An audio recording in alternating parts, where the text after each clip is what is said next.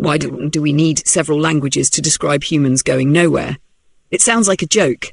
Humans have spent an extraordinary amount of effort making movement faster. We invented horseshoes, bicycles, trains, cars, aircraft, elevators, escalators, moving walkways, highways, navigation systems and applications that become mildly offended if we take a route 3 minutes longer than necessary. And yet, we have also accumulated an astonishing vocabulary for doing almost the opposite. We walk, we stroll, we amble, we saunter, we wander, we ramble, we promenade. The French Flâner, the Germans Spazieren, Italians Passeggiare, Spaniards Passeggiare, Russians Gulять, Armenians Numen, Manenkalis and Chemumen. Apparently, going nowhere is complicated, but perhaps nobody is actually going nowhere. Perhaps the problem is that we have learned to understand movement almost entirely through destination. Where are you going? How long will it take? What route will you use? How many kilometers? How many minutes can we save? How many people can pass through this intersection in an hour? These are perfectly legitimate questions, but they produce a very peculiar picture of the human being. In transport planning, a person walking often becomes a pedestrian unit moving between an origin and a destination. Home to work, home to school, station to office, parking space to shop. The movement between those points is treated largely as a cost. Time spent moving is something to minimise, distance is something to overcome, delay is something to eliminate. Arrival gives the movement its meaning, but humans have another relationship with movement. Sometimes the journey is not merely what happens before life resumes. Sometimes the movement itself is part of life. And that is where walking stops being enough as a word. Walking is not strolling. Every stroll is a walk. Not every walk is a stroll. Imagine two people using the same sidewalk. One has 7 minutes to catch a bus. The other has 20 minutes and nowhere particularly urgent to be. Their legs may be doing approximately the same thing. Their behaviour is not. The first looks for the shortest route. The second may choose the nicer one. The first experiences a red light as delay. The second may look through a window while waiting. The first notices obstacles. The second notices details.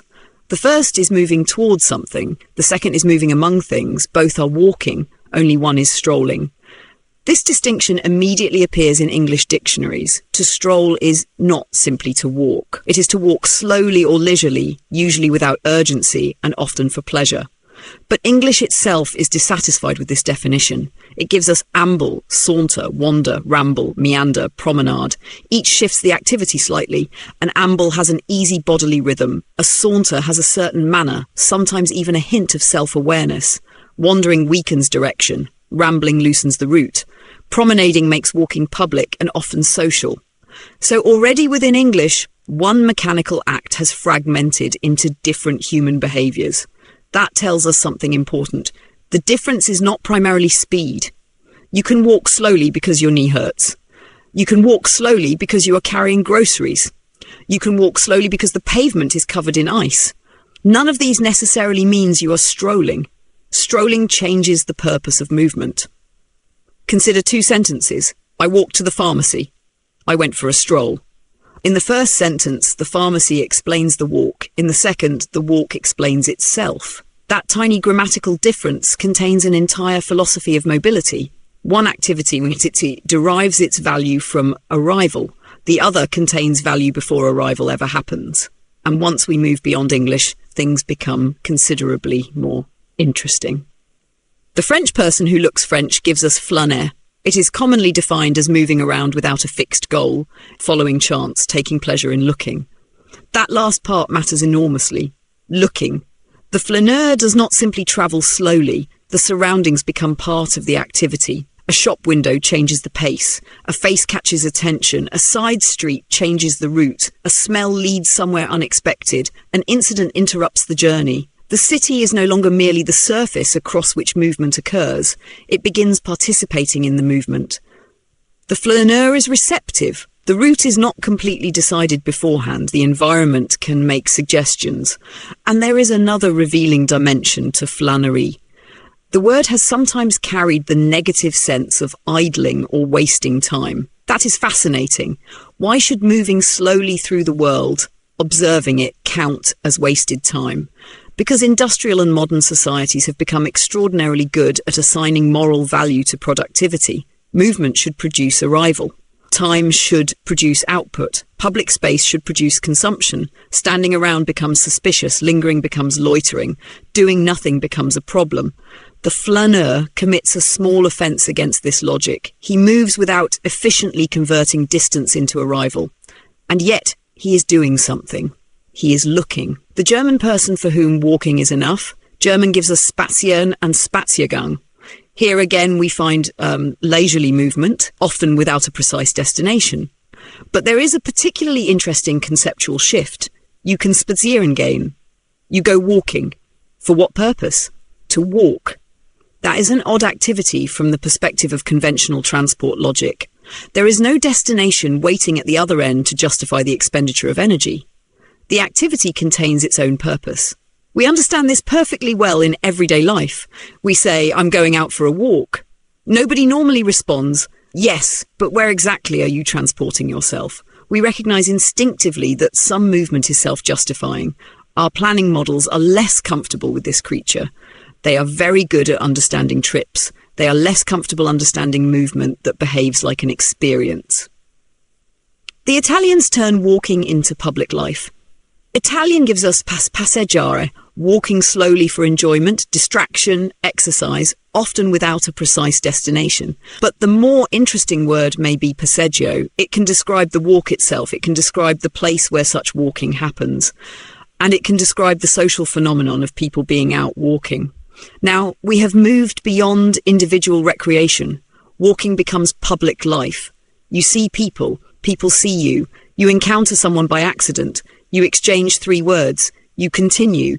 You recognise someone you do not actually know. You notice who is absent. Children move around. Older people watch. Couples walk. Teenagers occupy an edge. Someone stops for coffee. Someone else joins them. Nothing monumental happens, and yet an enormous amount of society is happening. This is one reason pedestrian counts tell us far less about urban life than we sometimes imagine. 10,000 people rushing from a railway station and 10,000 people participating in an evening passeggio may generate approximately the same number in a spreadsheet. Behaviourally, they describe entirely different cities. One is throughput, the other is presence. Spanish makes a place out of the behaviour. Spanish pasear leaves in a similar world. But paseo is especially revealing because the word can mean both the act of recreational walking and a public place designed for it. A boulevard can be a paseo. A promenade can be a paseo. A public path can become a paseo. Think about what has happened linguistically. First, there is a behaviour. People walk in a particular way. Then a place develops that supports the behaviour. Eventually, the place takes the name of the activity. Behaviour becomes architecture. We often think buildings and streets create behaviour, but cultures also build places around behaviours they already value. The language remembers the relationship. Russian simply says, let's go out. Then there is Russian Gulять. Translate it mechanically into English and you often get to walk. But that feels inadequate almost immediately. Пойдем гулять. Yes, it can mean let's go for a walk. But the emotional territory is wider. Let's go outside. Let's spend time out there. Let's be somewhere beyond the house. Children гуляют, friends гуляют, couples гуляют. You can гулять по городу. The activity belongs to free time, outdoor time, social time. Again, the destination becomes secondary. You are not necessarily walking in order to arrive somewhere. You are outside because being outside is the point. And now we arrive at Armenian. Cemel. At first glance, Cemel seems like another word for strolling. Armenian dictionaries place it near zbosnel, mankal, walking around, promenading, sauntering, but there is something different inside it. Peymel can carry manner, bearing, a deliberate quality, presence. It is not quite the relaxed aimlessness of the English stroll, and it is not quite the observational drifting of the French flâneur. There can be purpose in Cemel, just not necessarily destination. That distinction matters. Because perhaps we have misunderstood the whole category by describing it as movement without purpose. The absence of destination is not the same thing as the absence of purpose. You can walk without urgently needing to arrive somewhere while being intensely engaged in what you are doing, thinking, talking, looking, listening, observing, remembering. being with someone, being with yourself, being somewhere. And this is where Cemel begins pointing towards something more interesting than strolling. It is not the absence of the future. It is the presence of the present. You're not failing to arrive. You are already somewhere, and where you are is worth being in. The strange case of Cemaron. Then Armenian gives us a remarkable related word, Kemaron. Today, the word commonly refers to an educational institution, an academy, a seminary, but historically and lexically, it also belongs to the world of walking places, a place for walking, a gallery, an ambulatory, a promenade, a space in which one chemume, and somehow the same word lives in the semantic world of learning, a walking place, an academy. And that relationship is not exclusively Armenian. The Greek peripatos referred to a place for walking, and the philosophical tradition associated with Aristotle became known as the peripatetic school. The familiar image of philosophers literally walking around continuously while teaching may have grown more picturesque over centuries than the evidence allows. But the underlying connection is real. Walking space, conversation, learning, thought. These things have repeatedly occupied the same cultural territory, and Armenian preserves that relationship extraordinarily well. Cemel, Kemaron, movement and thought remain linguistically close to one another. That is worth paying attention to. These guys got it. This is where Armenian monastic environments become useful. Not because this is an article about Armenian monasteries, it isn't. I am not suggesting everyone starts walking around like a 10th century monk. Urban mobility has enough problems without compulsory robes. All I am saying is, these guys got it. Look at some of these complexes not as historical monuments for a moment, but as environments for human behaviour. Watch what happens to the body. You enter. The scale changes, a wall limits the view, the path turns, stone changes the sound of your footsteps, a covered passage compresses the space around you. Then there is an opening, a mountain, a valley, clouds, grass, snow, light. You walk several metres, the composition changes, you turn, it changes again. The architecture is not simply sitting there being beautiful, it is organising experience. More specifically, it is organising movement, attention and rhythm. The archway is a living screen. Some of the archways do something extraordinarily simple. They put a frame around the landscape. The frame remains still. The world inside it never does. Morning changes it. Evening changes it. Snow changes it. Fog removes half of it. Spring fills it. Autumn changes its colour. Clouds alter its depth. People pass through it. Animals appear and disappear. The light moves. You move. And because you move, the picture changes too. Walk a few steps to the left. Different composition, move forward, more sky, step backward, the wall enters the frame, turn around, another image entirely. It is tempting to call these openings a kind of medieval television, but actually they work in almost the opposite way. A television brings somewhere else to a stationary body. The archway makes the here more visible to a moving body. A modern screen can replace the surrounding world. The archway intensifies it. The architecture does not create the picture. It selects it. It says, look here, then you move, and it says, now look again. So Cemel gains another dimension, not only walk and talk, walk and see. Space writes the rhythm, and the individual archway is only part of it. The entire layout shapes movement. Distances matter, proportions matter, turns matter, thresholds matter, openings matter. A narrow space opens into a courtyard. A courtyard leads toward a gallery. A gallery frames a landscape, the path bends, a wall briefly removes the distant view, then the view returns.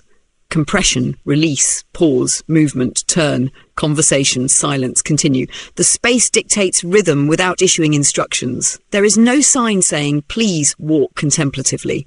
There is no painted line indicating where meaningful conversation should occur. Nobody has installed a sensor to optimize philosophical output, and the environment simply makes certain behaviors easier and more rewarding. You can rush through it. Nothing physically stops you, but rushing means missing things. Slowing down reveals more. The environment rewards attention. That is an important distinction.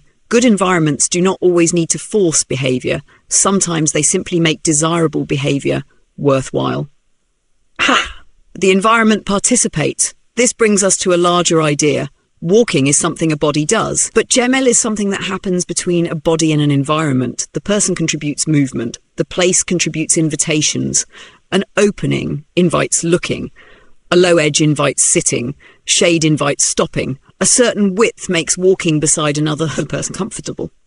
A turn creates anticipation. A short distance between two spatial events maintains interest.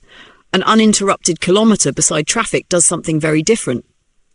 This is where the idea of affordances becomes useful. An environment offers possibilities for action. A bench affords sitting. A stair affords climbing. A wall may afford leaning. A shaded edge may afford lingering. A framed opening affords looking. A sequence of spaces can afford a rhythm of walking, stopping, talking, and looking. None of this guarantees behaviour, but it changes its probability. The monastery does not force someone to gemel. It makes gemel available. And perhaps that is what good urban space should do as well. Purpose without destination. Now we can return to our original question. Why do we need several languages to describe humans going nowhere? Because they are not going nowhere. The French Flâneur is observing. The German Spazieren is walking because the walking itself is worthwhile. The Italian Passeggio creates public social presence. The Spanish Paseo turns recreational movement into an urban space. Russian Gulять belongs to free, outdoor and social time. And Armenian gemel introduces something harder to translate completely. A deliberate mode of movement in which presence, surroundings, bearing, observation, conversation and thought can coexist. These are not failed journeys. They are different ways of being in motion. The destination has simply lost its monopoly over meaning.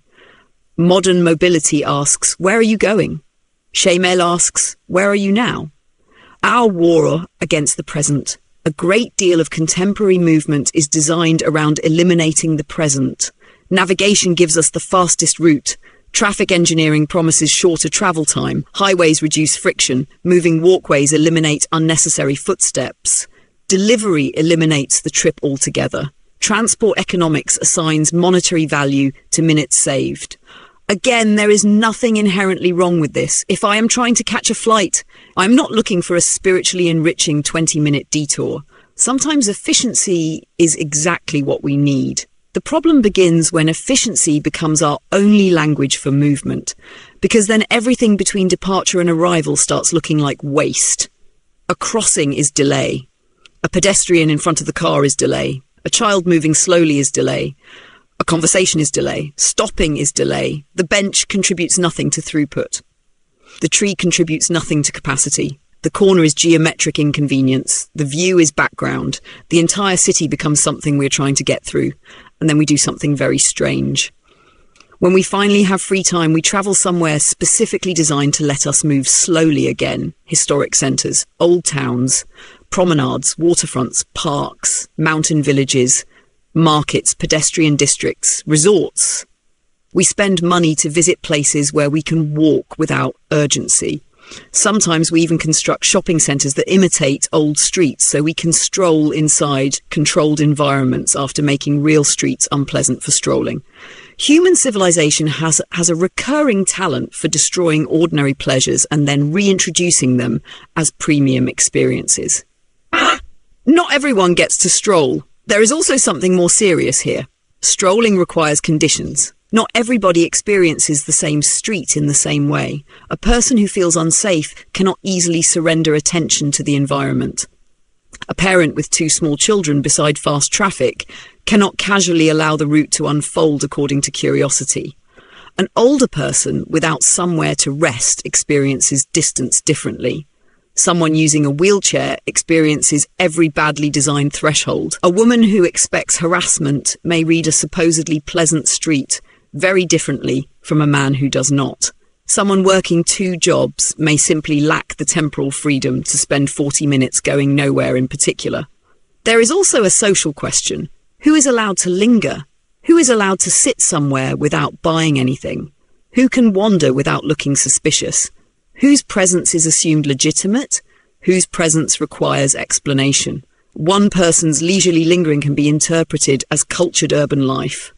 Another person's identical behaviour can be called loitering. So strollability is not merely about pretty paving and cafe terraces. It is also about who has permission to occupy public space without continuously proving a purpose. That makes it a question of freedom.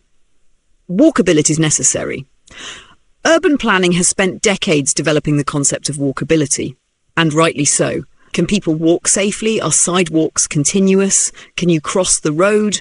Are useful destinations close enough? Is the network connected? Is the environment accessible? These questions matter enormously. A city that fails them has failed at something very basic. But walkability can still describe an environment people tolerate because they need to pass through it. People walk through terrible places all the time. They walk beside 6 lanes of traffic because the metro is there. They wait 90 seconds for a pedestrian signal because their workplace is across the road. They walk across broken pavement because their home is on the other side. They squeeze between parked cars because the alternative adds 20 minutes. Count them and you have pedestrians.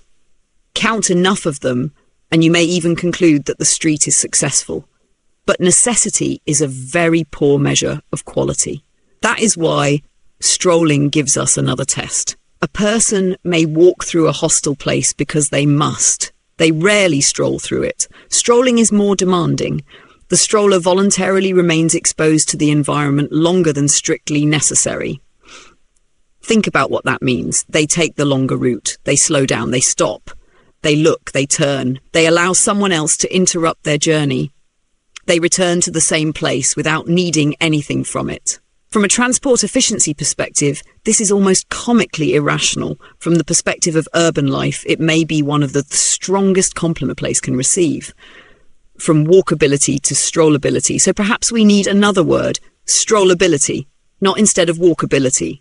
After it, walkability asks, can I walk here?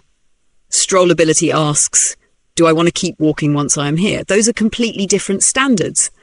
A strollable place requires enough safety that attention can leave the constant task of self-protection. It needs enough sensory variation to reward looking, enough continuity that movement is not repeatedly interrupted by hostile crossings, enough complexity to create curiosity, enough legibility not to become exhausting, enough shade and shelter, enough edges and places to pause, enough social presence to feel inhabited, enough space to walk beside another person. Enough interesting turns, enough reasons not to choose the shortest possible path. In other words, walkability is largely about making movement possible. Strollability is about making movement desirable in itself. But even strollability still feels slightly insufficient, because English strolling remains associated with leisure, a Sunday stroll, a pleasant stroll after dinner, something optional, something nice. A mel feels more serious than that. Hey, mobility. So perhaps we commit a small linguistic crime, ability, the capacity of a place to support gemel, not merely slow movement, not aimless movement, not decoration, not nostalgia, certainly not a proposal to recreate 10th century monasteries between apartment buildings. Mobility would describe an environment in which movement can become attentive presence, a place where you can walk and talk, walk and see, walk and think, walk and encounter, walk and remember. Walk and notice something you have passed 100 times before, a place whose geometry has rhythm rather than merely capacity, where a turn reveals something, where an edge invites stopping, where the landscape or street changes as the body changes position, where public life is not an obstacle encountered between destinations. It is part of what moving through the city is for. This does not require monasteries. A neighbourhood street can have J-mobility, a market can, a university campus can, a boulevard can, a park can, a riverfront can, a small square can, an ordinary residential street can. The monastery is useful because the mechanism is unusually visible there. Distance, proportion, enclosure, opening, turning, landscape, conversation and movement have been composed together. These guys got it. We have better materials now, better engineering, better lighting, better accessibility standards, better knowledge of human behaviour, better construction technology. Surely we can manage to rediscover the basic idea that a human being moving through space is doing more than transporting a body. The strolling human transport gives us the pedestrian. Public health gives us the walker. Retail gives us footfall. Tourism gives us the visitor. Traffic engineering gives us pedestrian flow. All of these abstractions are useful. But underneath them is an older and more complicated creature. The strolling human, A human who sometimes moves not because somewhere else urgently requires their presence, but because movement changes their relationship to the world. A human who thinks while moving, who talks differently while walking side by side than while sitting face to face, who notices the same tree differently in February and May, who can walk the same path hundreds of times without experiencing exactly the same path twice, who sometimes takes a turn simply because something looked interesting, who occasionally needs a street that does not demand a reason. Perhaps this is why languages accumulated so many words for humans apparently going nowhere. They were observing different things: leisure, attention, curiosity, sociality, display, freedom, recreation, conversation, thought, presence. The vocabulary survived because these behaviours mattered. Our technical vocabulary simply became poorer than our human vocabulary. So perhaps we should raise our ambition for cities. A walkable city allows you to reach where you need to go. A strollable city gives you reasons not to hurry. And a city with gemability does something more. It allows movement, thought, conversation, perception and presence to occupy the same moment. A city in which being on the way can itself be a meaningful way of being. We absolutely need walkability, but perhaps walkability should be the minimum. We should aim for strollability, or better, Kemen. Sources and further reading: dictionaries and language. Cambridge Dictionary, entries for stroll, amble, saunter and related terms. Merriam-Webster, entries for stroll, promenade and passeo. Larousse, entries for flâner and flânerie. Duden, entries for Spazieren and Spaziergang. Treccani, entries for Passeggiare and Passeggio. Real Academia Española, entries for passear and passeo. Grammota.ru, entry for Gulять. Classical and modern Armenian dictionaries, entries for gemaran, gemeli, zel and related terms. Historical and architectural context, UNESCO World Heritage documentation on Hagpa and Sanahin, and on Geghard Monastery and the Upper Azat Valley. Classical sources and modern scholarship on Aristotle's Lyceum and the peripatetic tradition. Armenian historical dictionaries documenting the older spatial meanings of Chemaran as a place for walking, gallery or ambulatory.